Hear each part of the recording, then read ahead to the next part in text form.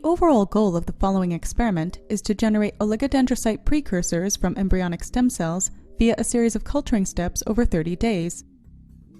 This is achieved by first generating embryoid bodies from mouse ES cells to initiate cell differentiation. As a second step, the embryoid bodies are treated with the small molecules retinoic acid and pure morphamine, which induce the directed differentiation of the cells into oligodendrocyte precursors. As a third step, embryoid bodies are disaggregated into single cells. After an additional 22 days in culture, approximately 80% of the cells are OPCs. Next, the MESC-derived OPCs are transduced with baculoviruses carrying NAV1.2 subunit in order to generate spiking OPCs.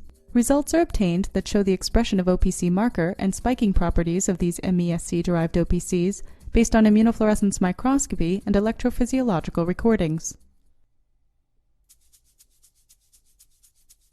Hi, I'm Peng Jiang from the laboratory of Dr. Wenbin Deng in the Department of Cell Biology and Human Anatomy at the University of California, Davis. We are also affiliated with the Shriners Hospital for Children of Northern California. Hi, I'm Vimal Selvaraj, also from the Deng lab.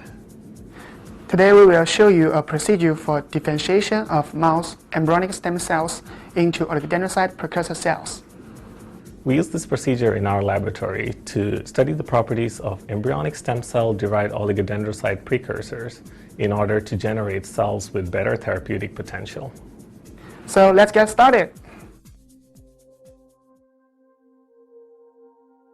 Today, oligodendrocyte precursor cells, or OPCs, will be generated from the Olig2+GFP mouse embryonic stem cell line.